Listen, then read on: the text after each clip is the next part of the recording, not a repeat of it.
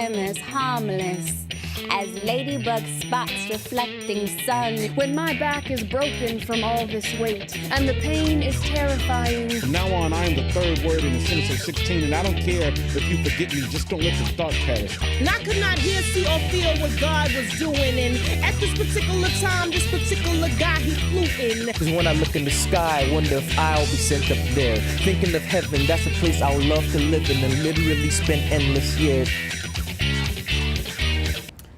You're watching the East by Southeast Spoken Word Showcase. I'm Selah V, and I am on the set with Barbara Youngblood Carr. Glad to have you back again. Thank you. We've been doing the show for about 7 years now. I've been here 3 or 4 times. You've been here with us a lot. I love that, though. One of my favorite things is poets coming consistently, and you get to see their growth, and then you get to see new poets, too. That's my other favorite thing, when we haven't had a poet on the show before, and they come and surprise us with magic. So. Yes, magic. I heard that you got nominated for with the Austin Poetry International Board. They nominated you. Can you tell us a little bit about that? Well, yes, they selected me as the poet laureate for the Austin International Poetry Festival this year for my 20 years of continuous dedicated service on the board, helping it happen for 21 years. And that's a long time. It is. I'm bored with the board, okay. But that's not the only one I think you've been nominated for. Is that... No, I'm the National Poet Laureate for the Military Order of the Purple Heart from 2005 through 2008. And I got the first White Buffalo National Poet Award for my Native American writing. I remember us talking about that before on another season of the show. Mm-hmm. What did you bring for us? I see you have... I have a copy of the anthology that we just did for the Poetry Festival. It had a very eclectic Austin picture. All the people that are getting married now seem to take their picture in front of that sign. They told me where I got the book done. But we have the beat-up pickup truck and the bar door, which made it very Austin. Yeah. And on the back, I decided to do a bird in a tree and say that poets are like birds of a feather.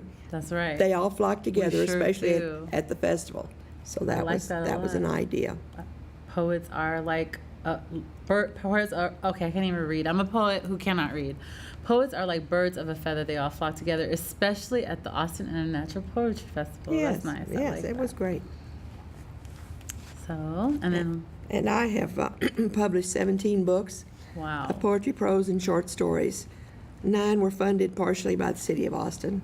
Really? Arts Commission. They're about my Native American Cherokee heritage and growing up in the South in Texas. That's awesome. Yes, and I work on a lot of additional projects.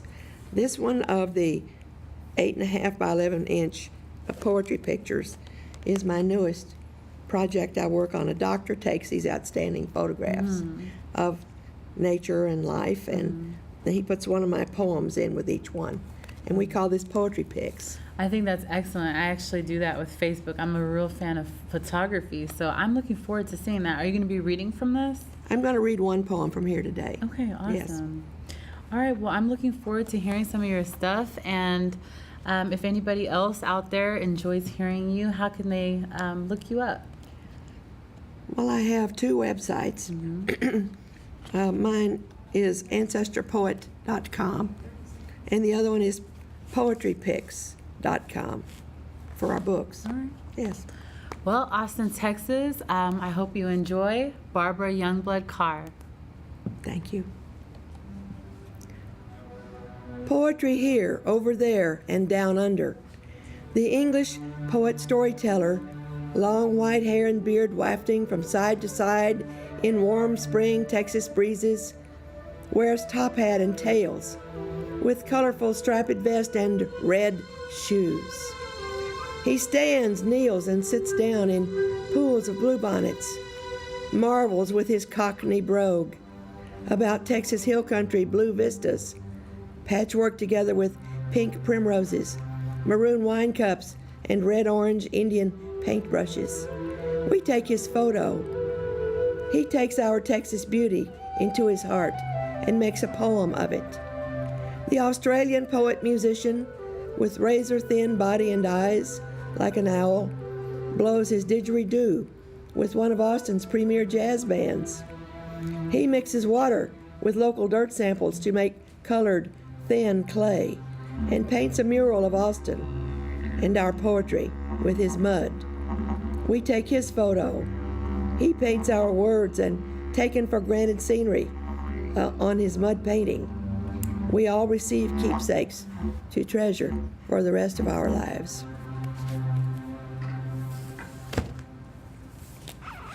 Hope lives through the ages. Ancient peoples had no shrinks. They whispered their secrets and problems into the knotholes in trees and plugged the holes with mud. When spring deluges watched all the mud coverings off secrets, whispered into those tiny holes drilled into tree trunks. All those private thoughts, stored there by ancient man, were released into the forest. They hummed along with winds and birds, made peace with each other, often merged into airborne, hopeful, optimistic daydreams. Sometimes today, as back then, when secrets are shared, intercommunication becomes understood among mankind everywhere, and the world becomes a better place.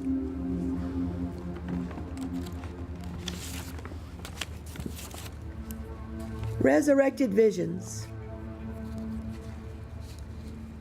My brothers, wild spirits who run wild and free, you're written into my heredity. We're all born into life's deep, dark mysteries that I must write into my poetry.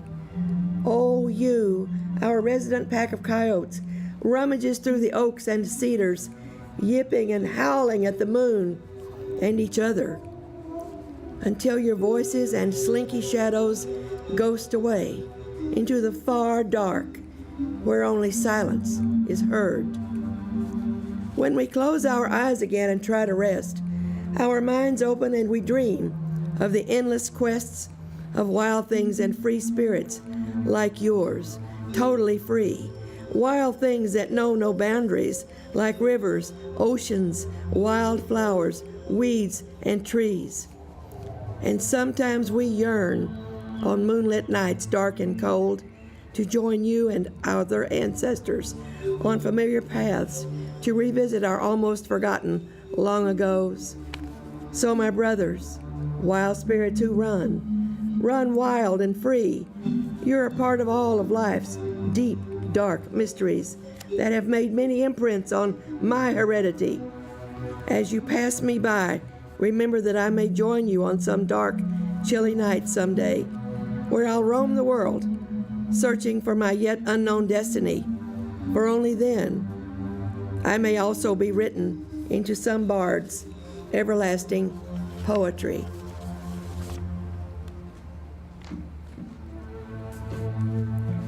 Another creature of the night mystery. In the basin at Big Bend, the bear we saw 2 nights in a row went over the mountain and headed downhill to the campers area, a place filled with innocent tourists sleeping in canvas tents inside flimsy small trailers, all of them thinking they are safe from bear attacks if their food stores in metal boxes hung high in trees, etc.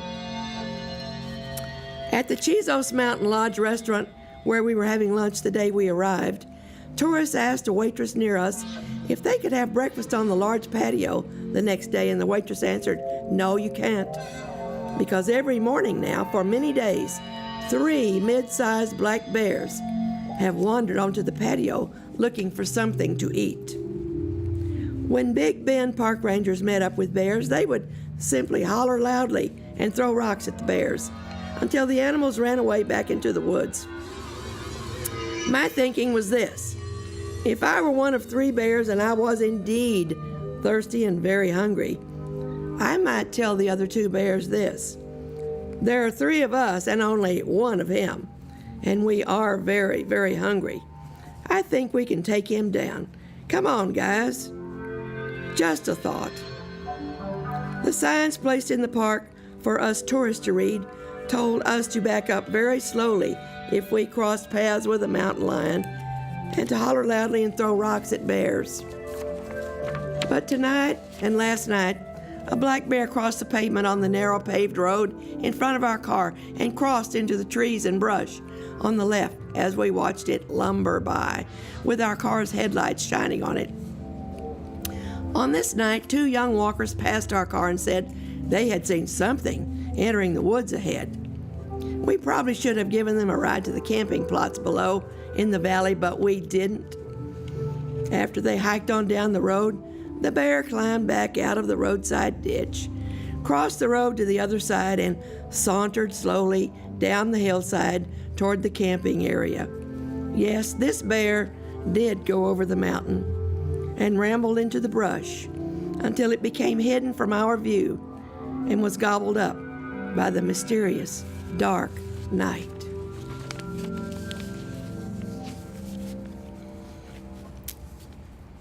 Now for something different.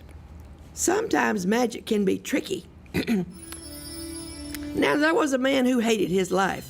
He went fishing to get away from his wife. Now, he didn't really like fish for food, but escaping out of the house was really good. And then one day, while he was out at the river, he found something that made his old heart quiver. For there, to his wondering eyes, did appear a beautiful mermaid who gave him a beer. And she said, "Come on back tomorrow and you'll get something more dear." Then she dived beneath the water and slithered away, and he couldn't wait to go back the next day. He could hardly sleep when he went to bed, with visions of wealth and lust filling his head. Now, his wife suspected he was up to no good because, for a change, he was in a good mood.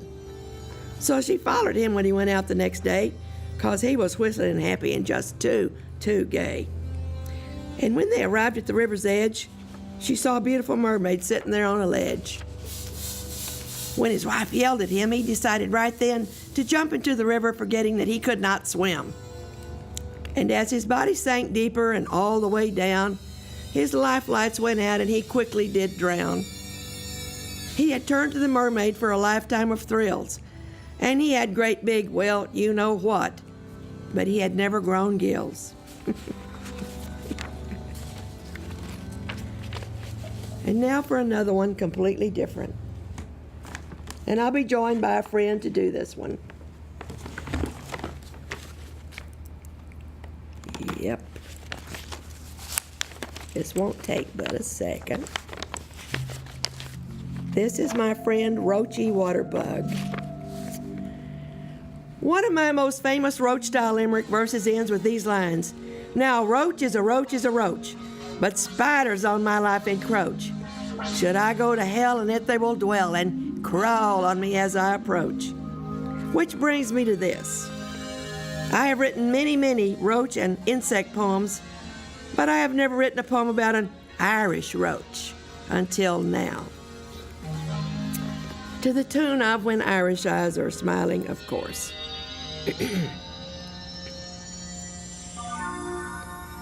Real quirky sounds back there. There's a tear in his eye, and he's wondering why he's getting so hungry and dry. Then he finds him a drink from the drip in my sink, and he thinks with his wee mind so wry. After he's drunk his fill, he climbs up the next hill to purvey all the space that he sees.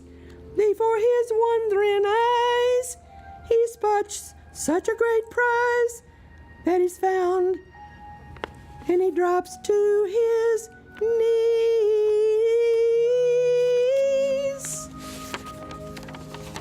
His Irish eyes are smiling as he crawls across my floor, and 'tis not my gold he's after, he's just hungry, nothing more. And when he finds some crackers or that cake that I just baked, he will rub his legs and cackle, and he'll eat all that he can take.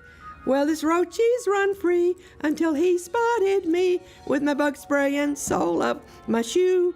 So he scurries real fast to go hide in some crack, but he's not fast enough, toodaloo.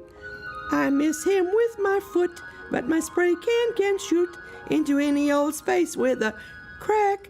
Roachy covers his head he knows soon he'll be dead. When the red grass is breathing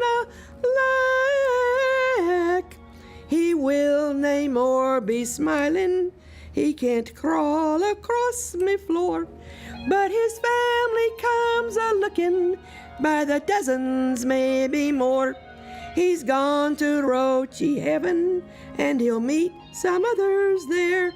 But to me, he's just a dead roach lying on his big brown derriere. Thank you. I'm